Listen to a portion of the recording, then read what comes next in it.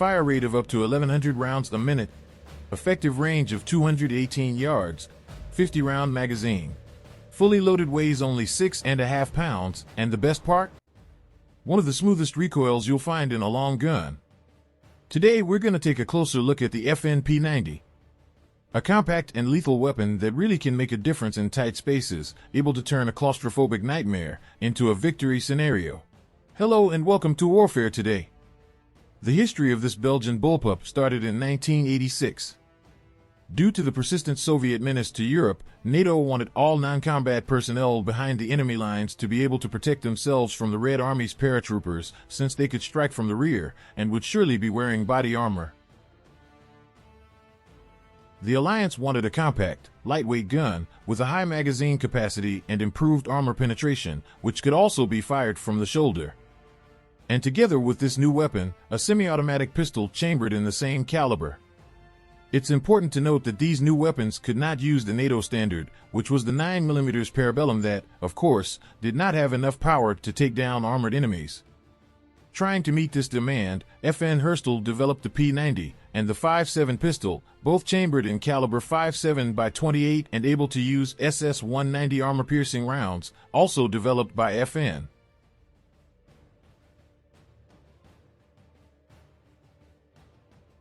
According to the manufacturer, the SS-190 round has a 2.7-gram full metal jacket bullet with an aluminum core surrounded by a steel penetrator at the tip. A combination that makes it very efficient against body armors up to level 3A, which are lightweight vests without ceramic plates. In direct comparison, the 5.7x28 SS-190 AP round has a muzzle velocity of 2350 feet per second, while the 9x19 Parabellum varies between 1250 to 1550 feet per second.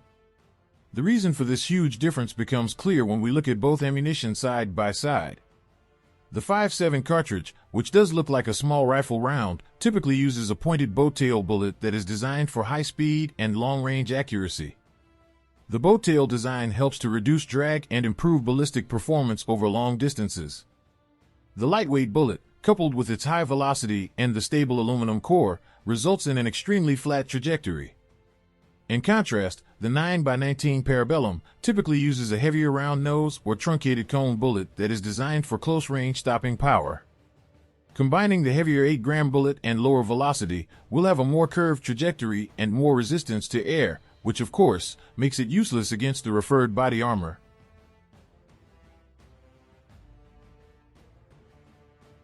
The key word here is portability. FN Herstal was after a design able to do more with less. In this case, more damage and range and less weight, size, and recoil. In bullpups, the magazine is typically located behind the trigger, with the action and chamber positioned directly behind it. This design allows for a shorter weapon length overall, making it easier to maneuver in tight spaces. It also provides a more balanced weight distribution, which can improve accuracy and reduce recoil. Ideal for operators with limited experience, such as those non-combatant troops I mentioned earlier. It's the perfect weapon for chaotic and tight urban scenarios, such as in huge communities in South America, like the Brazilian favelas, which are pretty much like true urban mazes.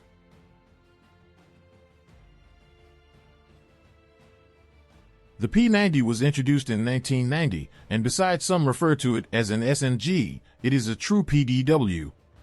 Here are some conceptual differences.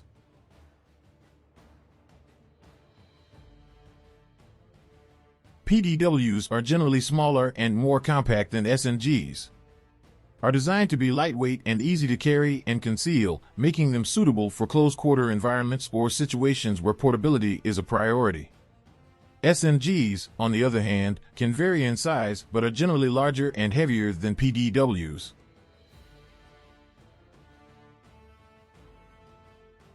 PDWs often use smaller, high-velocity cartridges such as the 5.7x28 or 4.6x30mm.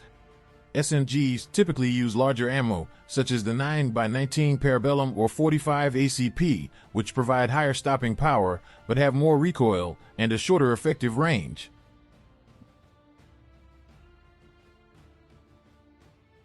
PDWs are primarily designed for self-defense and personal protection in situations where a compact weapon is needed, such as VIP PSDs, and military personnel in non-combat roles, such as engineers and doctors.